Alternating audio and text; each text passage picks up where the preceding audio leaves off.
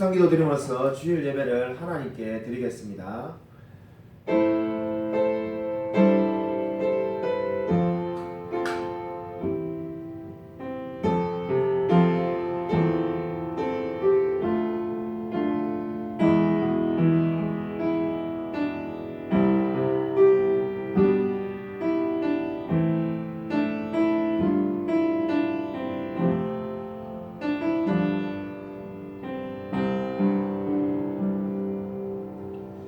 하나님 아버지 감사를 드립니다. 지난 명절 가운데도 하나님께서 함께해 주시고 우리를 지켜주셨음을 감사를 드립니다. 오늘 정말 이렇게 거룩한 주일을 맞이하여서 우리가 하나님 앞에 예배드리고자 합니다.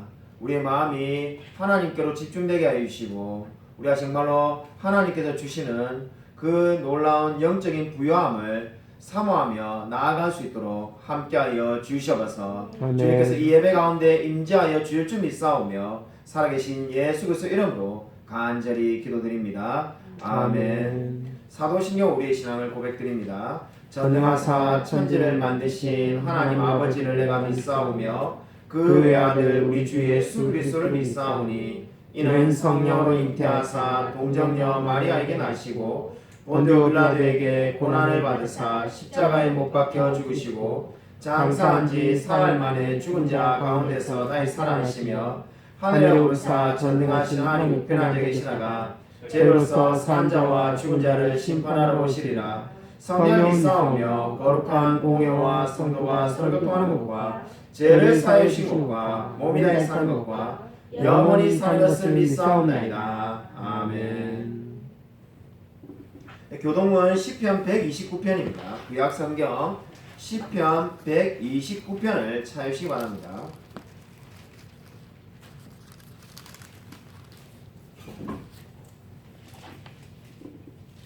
구약성경 899면에 있습니다.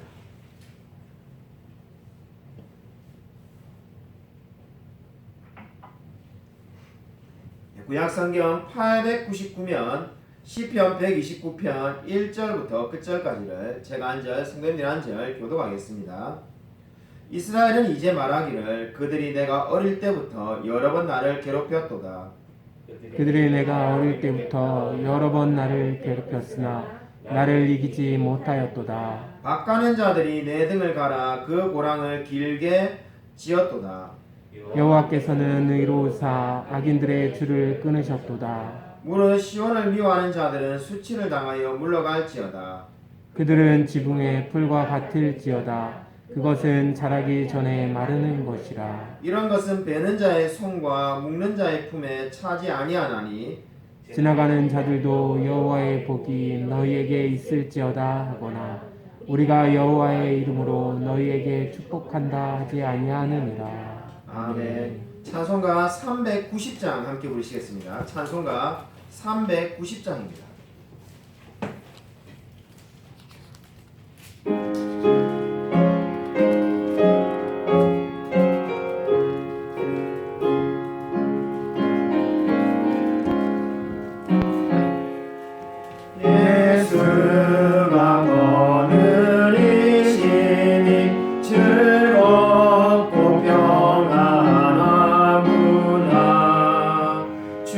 주야의 자고 깨는 것 예수가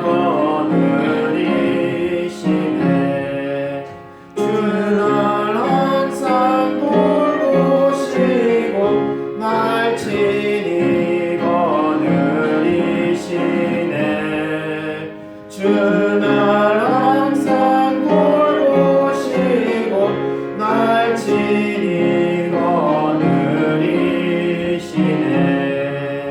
때때로 괴로움 당하면 때때로 기쁨 누리네. 풍파 중에 지키시고 평안히 인도하시네. 주날 항상 돌보시고 날 친히 거느리시네. 주날 항상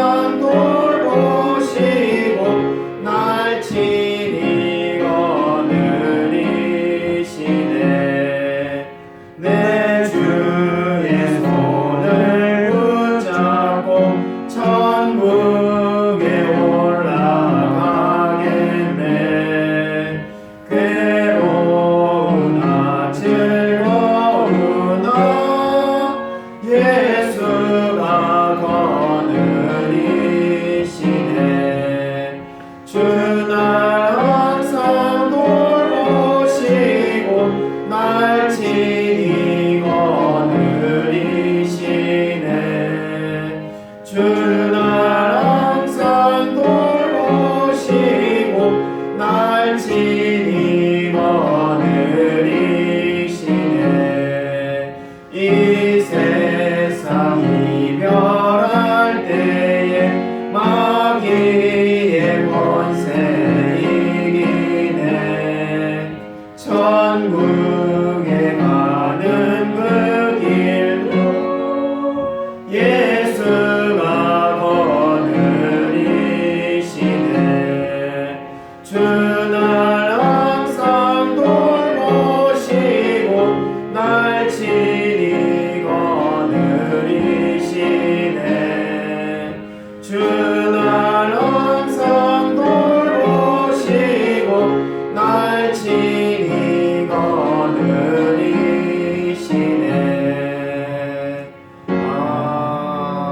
아멘. 우리 헌금기도 제하게 드리겠습니다. 환영하니 감사를 드립니다.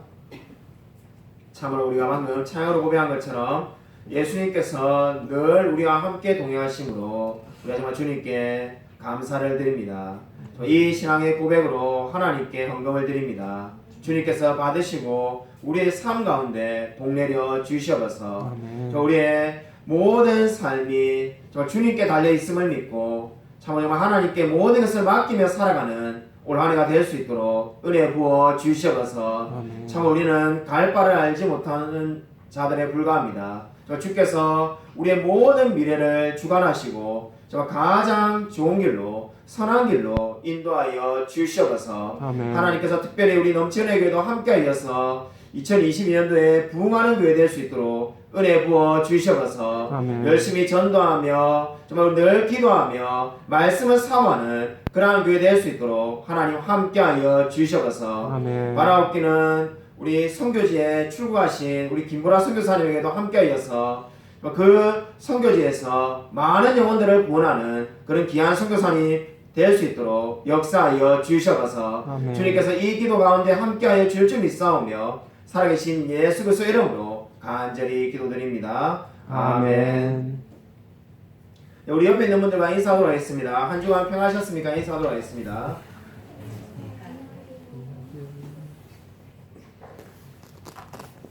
우리 교회 소식 전하도록 하겠습니다. 지난주에 우리 명절인 관계로 오지 않으셨던 분들은 그 소식을 모르실 수 있는데 우리 지난주 주보 안에 우리 김보라 선교사님 이 소식을 다 넣었습니다. 이 선교지에 잘 도착하셨다고 합니다. 그래서 여러분이 계속해서 기도해 주시면 감사하겠습니다.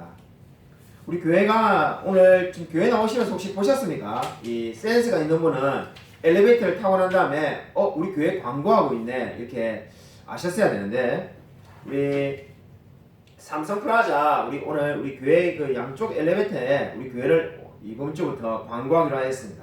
그래서 여러분이 많은 관심 바랍니다. 여기 제 뒤편에 있는 우리 여기 홈플러스 가는 쪽에 여기 교회 우리 여기 교회 유리창이 있습니다. 거기에 이 썬텐지가 좀 많이 이렇게 낡았는데 그래서 그것도 이게 지금 다음 주 중에 이게 지금 교체하기로 했습니다. 다음 주 1부 예배 마친 이후에 재직회가 있습니다. 여러분이 꼭 기억하셔가지고 집사 직분을 받으신 분들은 한 번도 빠지지 마시고 꼭 반드시 참석하시기 바랍니다.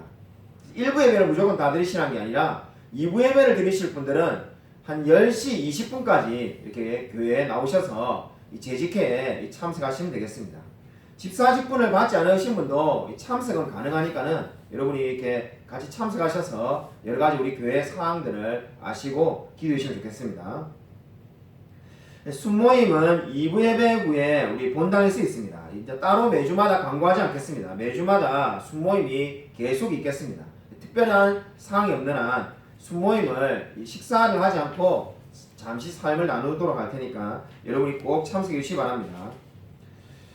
학생 모임이 있습니다. 학생 모임이 역시 순모임 시간에 역시 식당에서 제가 같이 우리 사도신경에 대해서 교리에 대해서 공부를 하도록 하겠습니다. 여러분 많은 관심을 부탁드립니다. 기독교 강요반이 우리 원래 수요예배 때 이 기독교 강요를 계속했는데 지금 여러 가지 사정상 수요예배를 예레미야로 대체하고 있는데 하다가 말아서 다시 해달라는 계속해서 달라는 요구가 있어서 재개강을 하겠습니다. 그래서 이거는 원하시는 분만 매주 주일 오후 4시에 인터넷으로 강의를 하도록 하겠습니다. 다음 주 주일부터 시작하겠습니다. 그래서 여러분이 참여하실 분은 제게 말씀하시면은 줌으로 직접 들으셔도 되고, 만약 이 시간에 참여가 여러 가지로 힘들면은 여러분이 원하시는 분에게 녹화된 동영상을 보내드리도록 하겠습니다. 하이델베르그 요리문답 125문 하도록 하겠습니다. 제가 문제를 읽고 여러분이 답을 하시면 됩니다. 넷째 강구는 무엇입니까? 오늘 우리에게 일용할 양식을 주시옵소서. 이는 우리 몸에 필요한 모든 것을 채워주사 우리로 하여금 오직 주께서 모든 선한 것들의 근원이신가, 또한 주께서 베푸시는 복이 없이는 우리의 염려나 수고도 주의 은사들도 우리에게 아무런 유익이 없음을 인정하게 하시며, 그리하여 우리가 어떤 피조물도 의지하지 않고 오직 주님만 의지하게 하시옵소서라는 것입니다. 아멘. 오늘 설교 말씀은 골로새서 3장 1절부터 11절입니다. 그 유아실에 있는 우리 예인이 나와서 예배 드릴 건데. 골로새서 3장 1절부터 11절입니다. 골로새서 3장 1절부터 11절. 신약 성경 327면에 있습니다. 신약 성경 327면 골로새서 3장 1절부터 11절까지를 제가 한 절, 성도님들이 한 절 교독하도록 하겠습니다. 신약 성경 327면에 있습니다. 골로새서 3장 1절부터 11절까지입니다. 그러므로 너희가 그리스도와 함께 다시 살리심을 받았으면 위의 것을 찾으라. 거기는 그리스도께서 하나님 우편에 앉아 계시느니라. 위의 것을 생각하고 땅의 것을 생각하지 말라. 이는 너희가 죽었고 너희 생명이 그리스도와 함께 하나님 안에 감추어졌습니다. 우리 생명이신 그리스도께서 나타나실 그때 너희도 그와 함께 영광 중에 나타나리라. 그러므로 땅에 있는 지체를 죽이라. 곧 음란과 부정과 사욕과 악한 정욕과 탐심이니 탐심은 우상 숭배니라. 이것들로 말미암아 하나님의 진노가 임하느니라. 너희도 전에 그 가운데 살 때는 그 가운데서 행하였으나 이제는 너희가 이 모든 것을 벗어버리라. 곧 분함과 노여움과 악의와 비방과 너희 입에 부끄러운 말이라. 너희가 서로 거짓말하지 말라. 옛사람과 그 행위를 벗어버리고 새 사람을 입었으니 이는 자기를 창조하신 이의 형상을 따라 지식에까지 새롭게 하심을 입은 자니라. 함께 읽겠습니다. 거기에는 헬라인이나 유대인이나 할레파나 무할레파나 야만이나 수고하나이나 종이나 자유인이 차별이 있을 수 없나니 오직 그리스도는 만유시요 만유 안에 계시니라. 아멘. 오늘 설교 제목은 새 사람답게 살라입니다. 오늘 성경 말씀을 보시면은 1절에 너희가 그리스도와 함께 다시 살리심을 받았으면 이라고 말씀을 하고 있습니다. 우리가 구원을 받았을 때 어떤 일이 납니까? 그리스도와 함께 연합하게 됩니다. 그래서 그리스도와 함께 하면은 새로운 삶이 시작됩니다. 왜냐하면 그리스도에는 새로운 시각을 가지게 되고 새로운 목표를 가지게 되어 있기 때문입니다. 그리스도인의 새로운 삶은 어떠한 삶을 말하는 것일까요? 이 바울은 한마디로 위의 것을 찾으라 이렇게 말하고 있습니다. 그리스도인의 삶의 특징은 위의 것을 찾는 데 있다라고 지금 성경은 말씀합니다. 그 이유가 뭘까요? 그 이유를 1절에 지금 이렇게 덧붙이고 있습니다. 거기는 그리스도께서 하나님 우편에 앉아 계시느니라.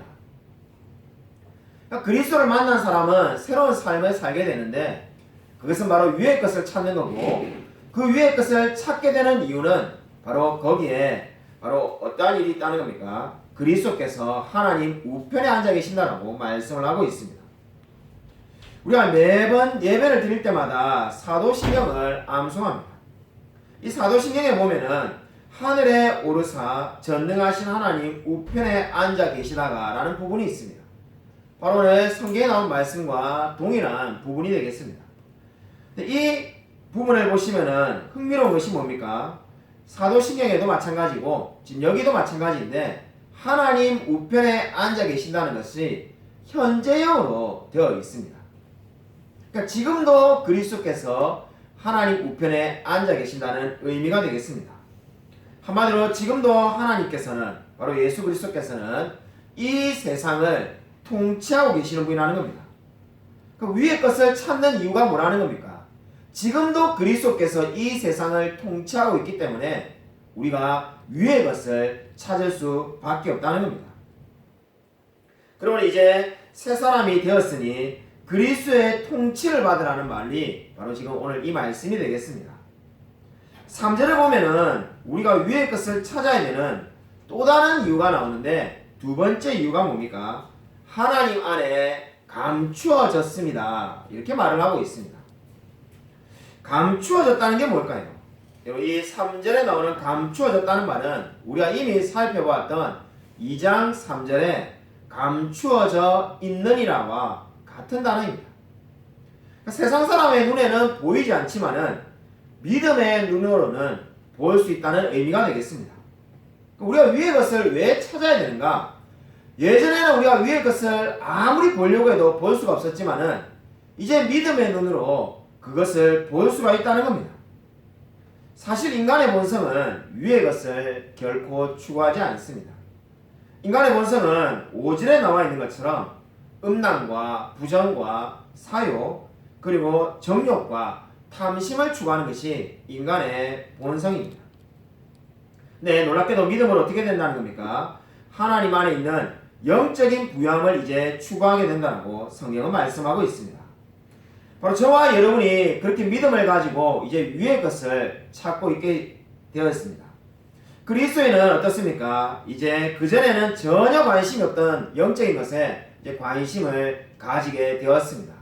저와 여러분도 그렇지 않습니까? 예수님을 믿기 전에는 이 예배에 대해서 전혀 관심이 없었는데 이제 예배에 대해서 관심을 가지고 하나님 말씀에 대해서 관심을 가지게 되었습니다. 바로 그것이 바로 무엇을 말합니까? 위의 것을 찾는 겁니다. 여러분 성경 필사를 잘하고 계십니까?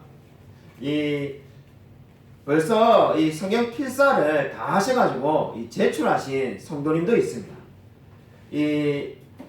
저도 물론 다 써가지고 지난주에 1부 예배 때는 제가 깜빡하고 말씀 못 드리고 2부 예배 때 이렇게 보여드렸는데 지금 생각하니까는 제가 참 창피하다는 생각이 듭니다. 저는 이 글씨가 막 정말로 날려가는데 이번에 내신 우리 성도님은 얼마나 반듯하게 쓰셨던지 제가 보고 깜짝 놀랐습니다. 생각을 해보니까 그분이 직장도 다니시고 분주하신데 이걸 어떻게 이렇게 빨리 다 썼는가 참 귀하구나 이런 생각을 가지게 되었습니다.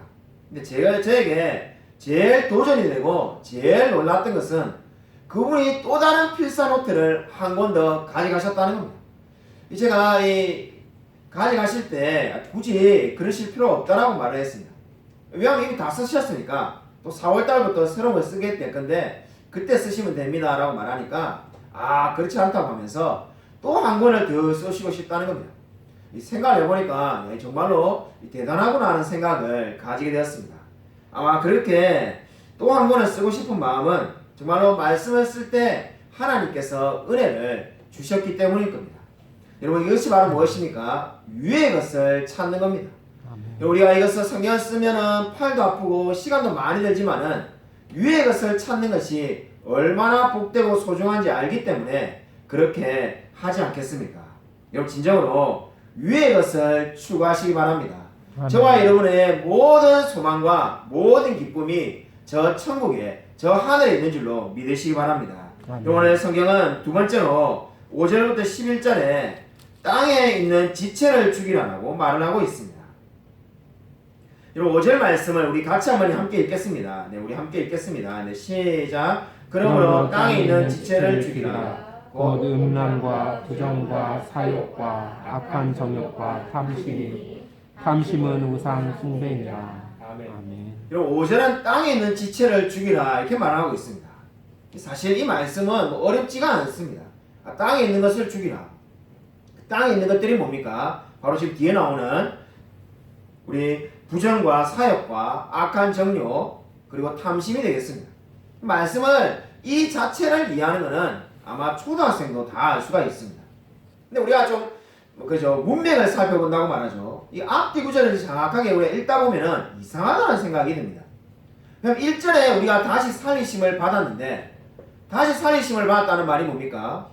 죽었기 때문에 살리심을 받은 겁니다.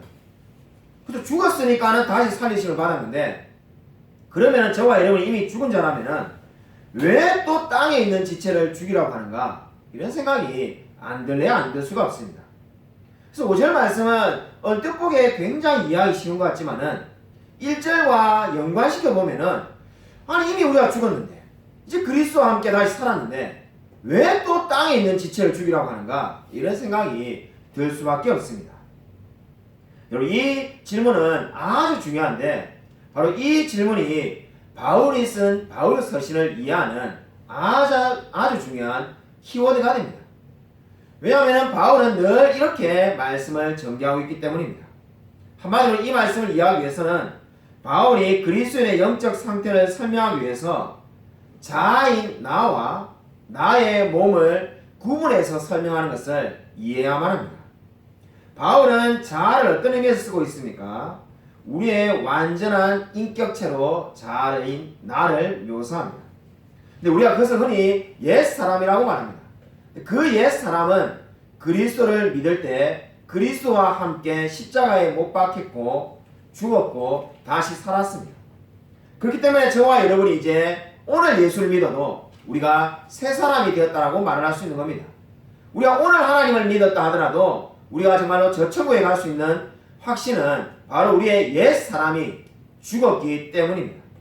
그런데 왜 또 땅에 있는 지체를 죽으라고 합니까? 자아인 나는 이미 제가 설명을 드렸듯이 죽었습니다. 그런데 뭐가 남아 있습니까? 나의 몸이 남아 있습니다. 그 몸이 어떻습니까? 이 땅에서 살고 있습니다. 그렇기 때문에 저와 여러분은 신분적으로는 이미 새 사람이 되었습니다. 그러나 하지만 저와 여러분의 몸은 여전히 옛사람의 형태인 그 행실이 남아 있습니다. 그러므로 지금 여기서 지체를 죽이라는 것은 바로 저와 여러분의 옛사람인 자아를 죽이라는 것이 아니라 바로 남아있는 몸의 행실을 죽이라는 의미가 되겠습니다. 따라서 그리스도 안에서 새 사람이 된 저와 여러분은 우리 자신을 향해서 반드시 이렇게 외쳐야만 합니다. 나의 타락한 옛 사람은 이제 죽었다. 나는 그리스도 안에서 새 사람이 되었다. 나의 옛 사람이 죽었다면은 예전에 행하던 나의 행실도 사라져야 한다. 그러므로 나는 나의 잘못된 행실을 죽여야 한다. 이렇게 우리가 말해야만 합니다. 이것이 바로 지금 5절이 말씀하는 말씀의 의미가 되겠습니다. 그러면 저와 여러분이 죽여야 할 잘못된 행실이 구체적으로 무엇입니까? 5절은 음란과 부정과 사욕, 악한 정욕, 탐심이라고 말을 하고 있습니다. 음란이 무엇입니까? 음란은 법에 어긋나는 모든 종류의 성행위가 음란이 되겠습니다. 동성애든 어떠한 것이든 간에 그 모든 것이 바로 성행위가 되겠습니다. 부정이 무엇입니까? 부도덕한 성관계를 말합니다. 그러니까 음란이 해서 이미 성행위에 대해서 강력하게 잘못된 것을 지적했는데 역시 부정이라는 단어를 사용하면서 부도덕한 성관계를 다시금 또 지금 말씀하고 있습니다. 사욕은 감정, 바로 세상의 쾌락에 지배되는 삶을 말합니다. 정욕은 나쁜 욕구를 말하는데 바로 이러한 것들을 다 어떻게 하라는 겁니까? 죽이라고 말을 하고 있습니다. 정말 그리스도 안에 새 사람이 되었다면 이제 음란과 부정과 사욕과 정욕을 멀리하며 살라는 겁니다. 탐욕이 남아있는데 이 탐욕에 대해서는 아마 탐욕이 가장 우리가 죽이기 힘든 거라고 모든 신앙의 선배들이 말하였습니다. 어떤 주석가가 이렇게 말하였는데 탐욕이라는 우상 숭배는 신중과 절제와 근면이라는 가면을 쓰고 있기 때문에 정체를 밝히기가 매우 어렵다고 잘 지적하였습니다. 탐욕이 왜 어려운가? 음란이나 그리고 음욕은 어떻습니까? 그죠? 우리가 부정한 성행위를 하면 다 드러나게 되어 있습니다. 근데 탐욕은 우리 마음에 있는 거기 때문에 우리가 겉으로는 저는 욕심이 없습니다 이렇게 말하면 우리가 알 바가 없습니다. 그 마음에 내면 깊숙한 게 있는데 그것이 늘 어떤 형태로 나타난다는 겁니까? 신중과 절제와 근면의 모습을 하고는 실제로 그 마음 안에는 탐욕이 가득 차 있다는 거죠. 그렇기 때문에 우리가 이 탐욕을 죽이기가 가장 어렵다고 늘 우리의 신앙의 선배들이 말하곤 하였습니다. 여러분, 저는 사람이 탐욕이 있다는 것을 이번 명절에 정말 뼈저리게 깨달았습니다. 이런 명절을 어떻게 보내셨습니까? 저는 명절에 우리 창원에 있는 어머니에게 정말 명절에는 정말 몇 년 만에 명절에 내려갔는지 모르겠습니다. 왜냐하면 우리 박정사모가 투석병원이 늘 명절에 일을 해서 정말로 이 명절에 어머니를 늘 만나긴 했습니다만은 명절을 같이 쉰 게 정말 몇 년 만인지 지금 제가 기억이 잘 안 날 정도로 정말 아주 오랜만에 명절을 같이 보내게 되었습니다.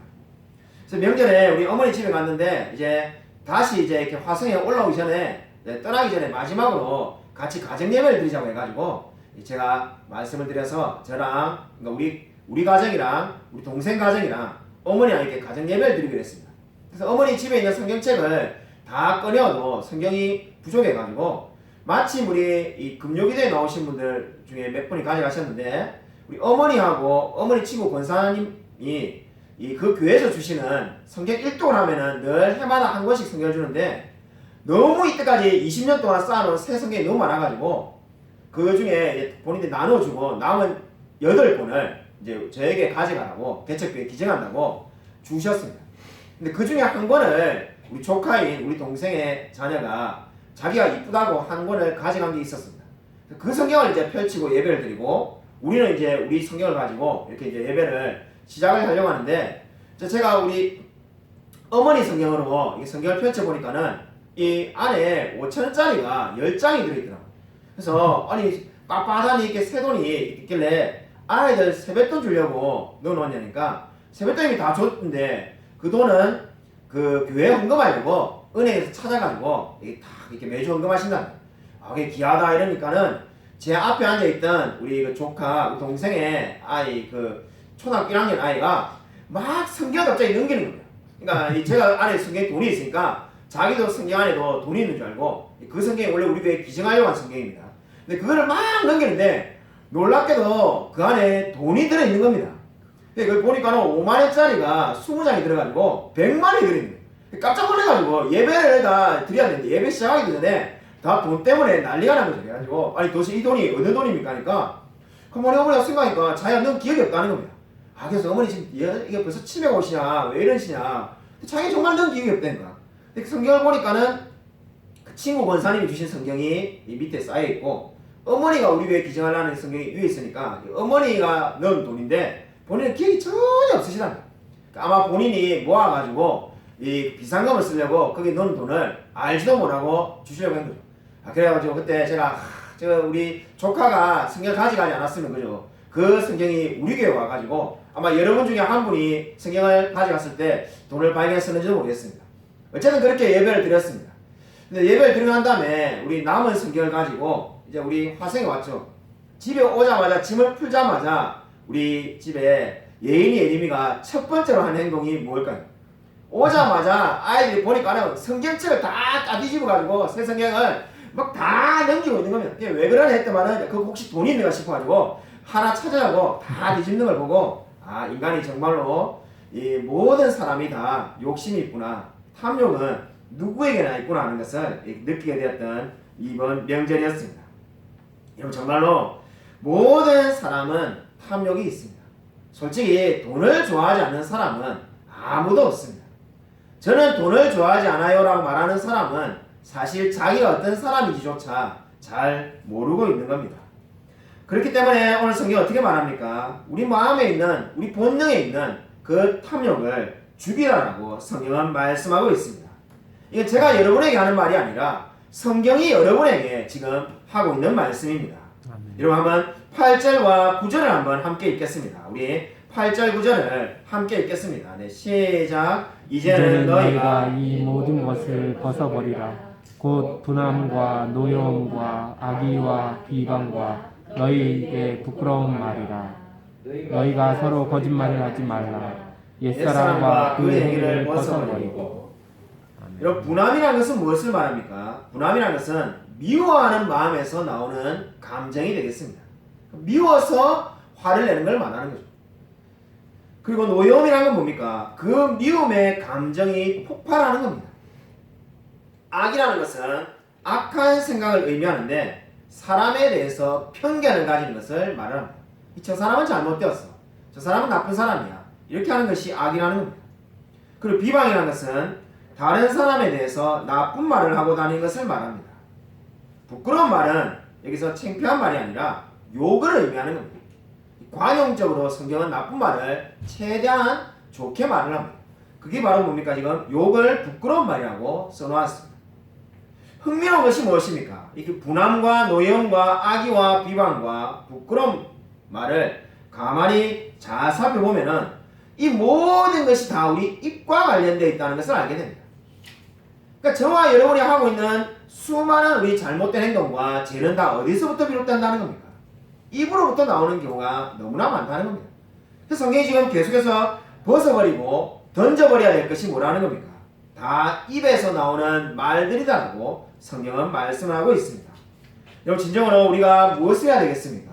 새로운 사람으로 살려면은 바로 옛사람의 행실을 죽여야 되는데 그것은 바로 오늘 성경이 말하는 이 모든 것들을 죽이며 살라라고 말을 하고 있습니다. 우리가 어떻게 이렇게 살 수가 있을까요? 정말로 이렇게 살 수 없다는 고백이 오히려 절로 나오지 않습니까?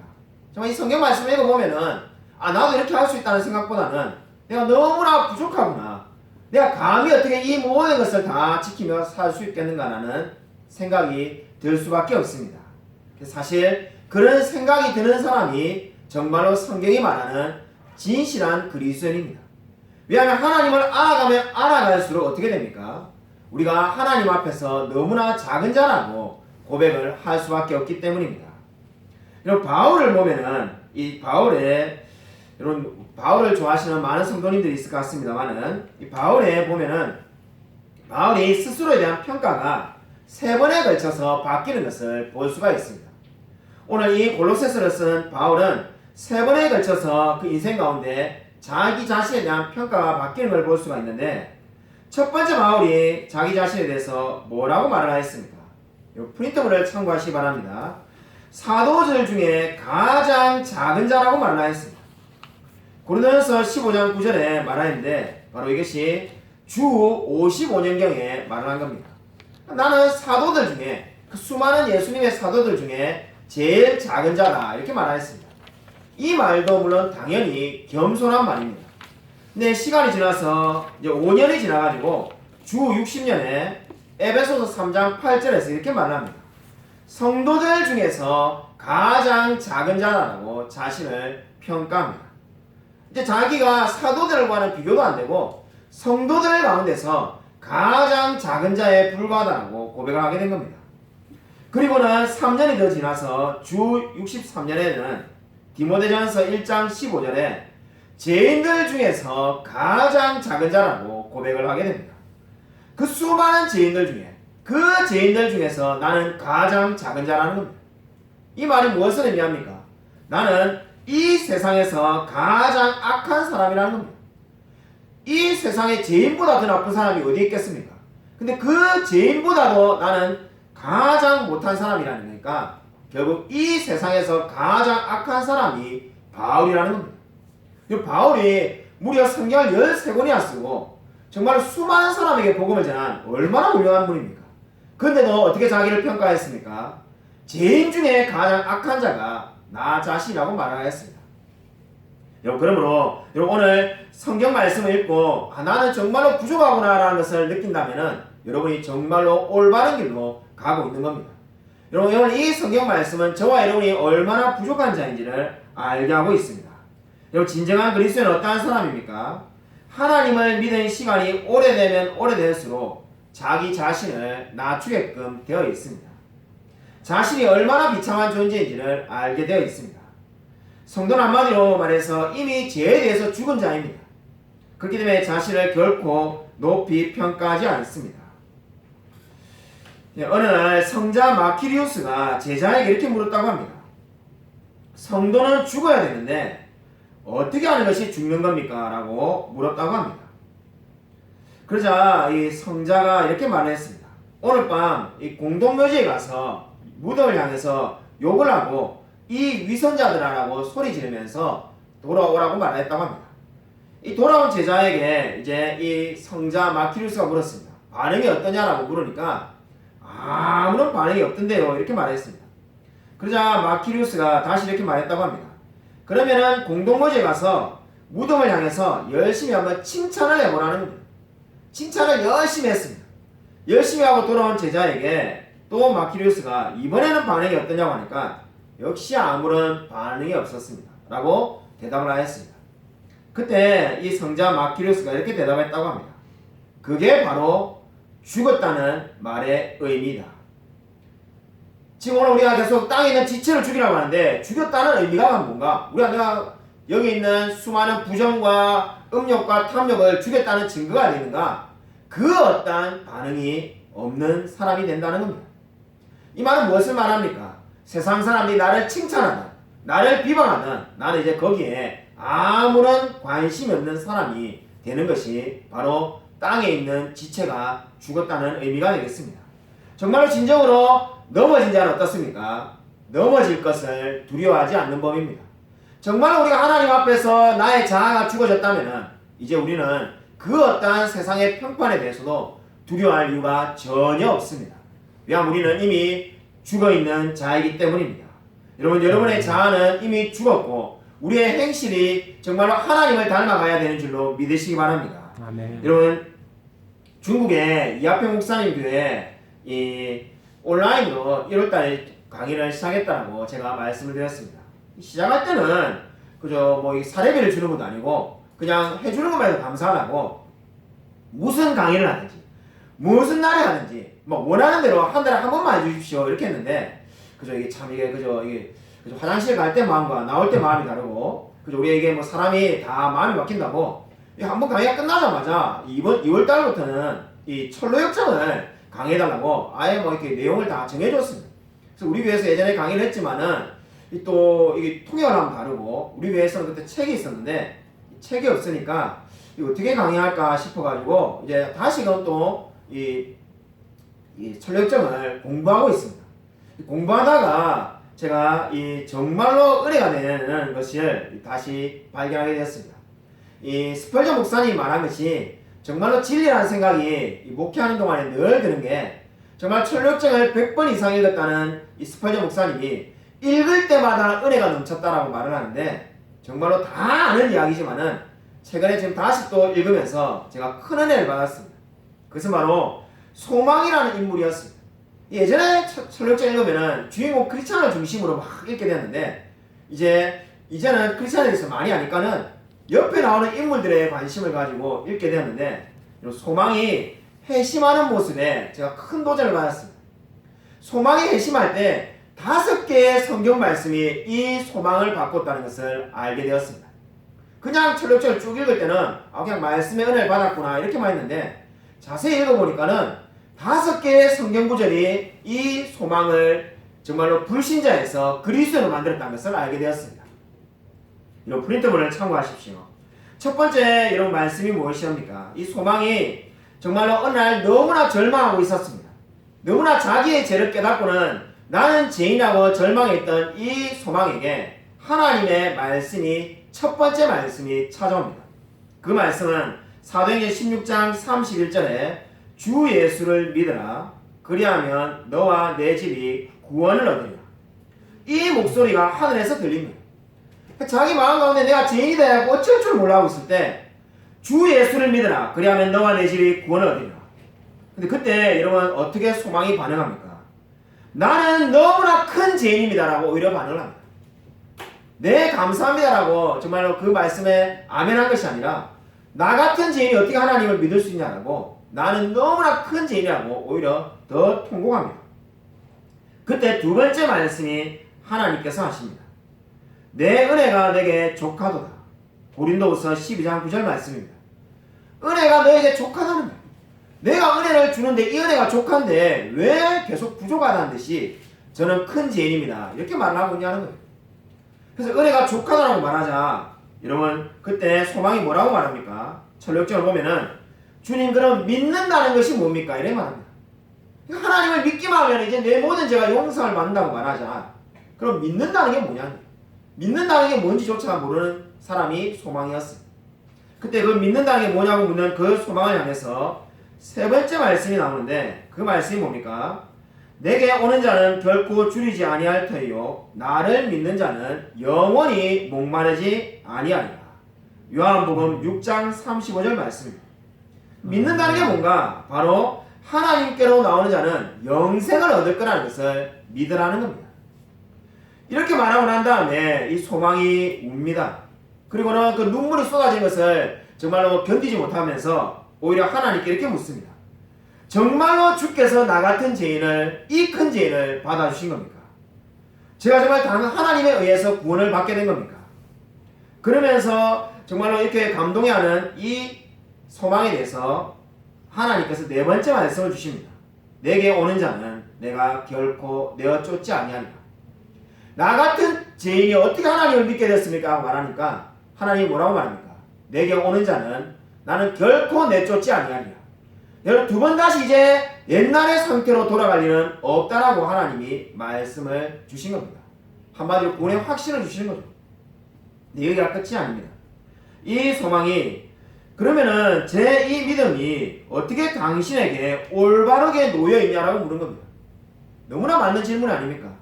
내가 서서 믿음을 가지고 있어도 이 믿음이 늘 하나님께 올바르게 나아갈 수 있다는 확신이 어디 있냐는 거죠.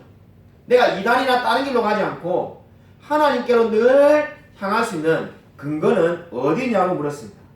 그때 다섯 번째로 말씀을 주시는데 그리스도는 모든 믿는 자에게 의를 이루기 위하여 율법의 마침이 되시니라.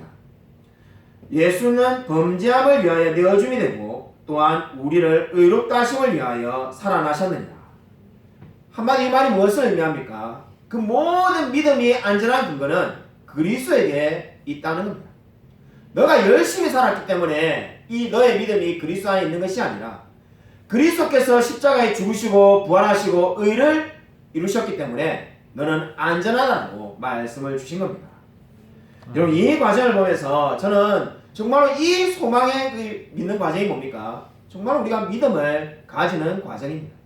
정말 이러한 고백이 저와 여러분의 고백인 줄로 믿으시기 바랍니다. 아멘. 여러분 정말로 돌이켜보면은 모든 것이 감사할 일밖에 없다는 생각을 저는 요즘 많이 하고 있습니다. 정말로 세상에 우연은 하나도 없으며 정말 하나하나가 다 감사거리구나는 생각을 가지게 됩니다. 이렇게 말하면은 목사님 갑자기 추수감사절 분위기도 아니고 감사설교는 추수감사절 때 나는 건데 뭐 그렇게 생각하는 분이 있었는지 모르겠습니다. 그런 의미가 아니라 정말로 모든 것이 감사하다는 생각이 듭니다. 우리가 받은 구원도 감사하고 하나님께서 내 삶을 매일마다 지켜주신 것도 감사하고 정말 우리가 살아있는 것도 감사하고 모든 것이 감사하다는 생각이 절로 듭니다. 그러한 생각이 들게 된 이유가 지난 한 주를 정말로 정신없이 보냈습니다. 저는 오늘 이 설교를 하러 오늘 아침에 집에서 걸어 나오는데 오늘 정말 설교를 할 수 있는 게 감사하구나 생각이 많이 들었습니다. 사실 지난주에 이 시간 때만 하더라도 제가 아마 이번 주에 설교를 못 할 가능성이 많아서 장로님께 설교를 한 편 부탁해야 되겠구나 이렇게 마음을 먹고 있었습니다. 왜냐하면은 여러분 이 지난주에 오지 않으신 분은 전혀 모르실 건데 지난주에 아침에 7시쯤에 교회를 오려고 집에서 나오려고 하는데 이 병원에서 전화가 와가지고는 우리 박정사모가 코로나 검사를 받아야 된다는 겁니다. 그러니까 그 지난주 토요일날 우리 박정사모가 출근해서 이 투석을 했던 환자 중에 한 분이 코로나에 확진이 되어서 이 검사를 받는 거예요. 검사를 받으라고 이제 가는 걸 가만히 생각해 보니까 이 코로나 확진되면 어떻게 될까 생각해 보니까 보통 문제가 아니었어요. 그래서 검사를 받고 왔는데 6시간 뒤에 결과가 나온다고 하니까는 이 박정사모랑 아이들 예배를 드리지 않고 이 교회 오지도 않았습니다. 그래서 그 앞주에 설교가지고 집에서 예배를 드리고 저는 여러분이 이 마스크를 쓰고 이렇게 예배를 드렸죠. 예배가 끝나고 난 다음에 곰곰이 생각해 보니까 야, 이 코로나에 걸리면은 이 뭐 보통 일이 아니구나 이렇게 걱정하고 있는데 기다리고 있다 보니까는 이 음성이라고 나왔습니다. 그래서 얼마나 감사하든지. 근데 이 음성이라고 나와가지고 우리가 명절에 어머니 집에도 갔다 왔습니다. 갔다 오니까는 또 이게 잠복기가 있을 수 있다 해가지고 이 며칠 전에 또 검사를 받았습니다. 생각을 해보니까 만약에 이게 양성이 나오면은 어떤 일이 벌어질까 생각을 해보니까 생활치료센터에 가야 되고 그리고 이 설교를 못하니까 여러 가지로 이게 불편한 게 많겠구나 하는 생각을 가지게 됐습니다. 그래서 이 정말로 음성이 나왔는데 얼마나 감사하든지 우리 절로 정말 주님께 감사를 했습니다.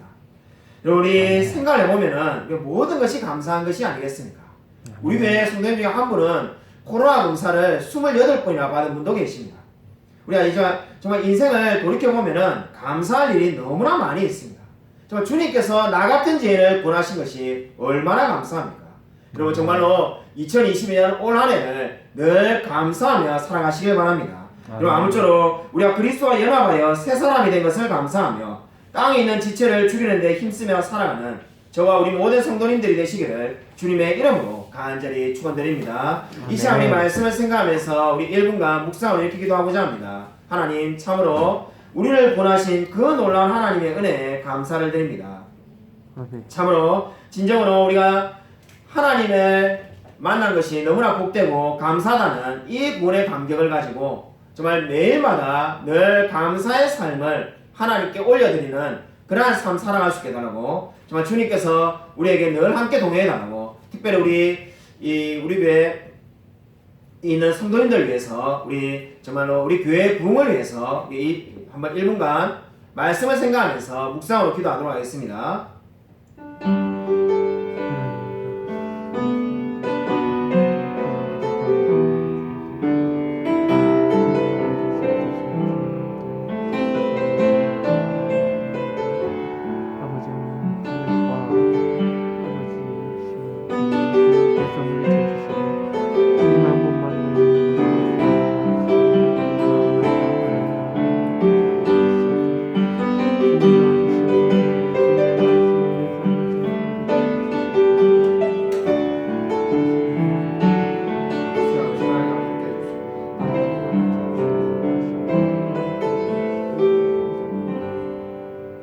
하나님 아버지 감사를 드립니다. 정말 주님께서 아버지 함께하여 주셔서 우리가 예수 그리스도로 말미암아 새 사람이 된 것을 감사를 드립니다. 우리가 정말 새 사람이 된 것으로 끝나는 것이 아니라 정말 새 사람답게 이 세상을 살아갈 수 있도록 은혜 부어 주셔서 우리가 정말 말씀으로 땅에 있는 지체를 죽이며 음란과 부정과 사역과 탐욕을 멀리하며 오직 하나님의 말씀을 의지하며 살아갈 수 있도록 역사하여 주셔서 참으로 주님께서 우리의 삶 가운데 함께하여 주실 줄로 믿습니다. 특별히 우리 조영숙 권사님에게도 하나님께서 함께하여 주셔서 이석정으로 예배를 드리지 못하였습니다. 하나님 정말 하루빨리 나아서 정말 주님께서 치료의 강선을 받아주셔서 하루빨리 나을 수 있도록 은혜 부어 주셔서 바라옵기는 우리 넘치는 은혜 교회가 올 한 해 부흥하는 교회 될 수 있도록 하나님 역사하여 주셔서 진정으로 하나님의 말씀을 전파하며 수많은 영혼들을 구원하는 그러한 교회 될 수 있도록 은혜 부어 주셔서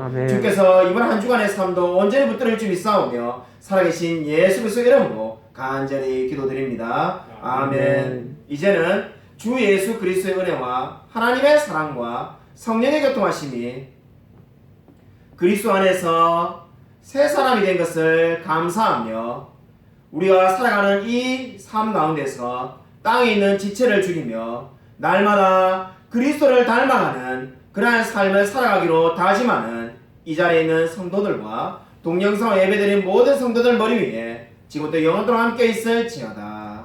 아멘.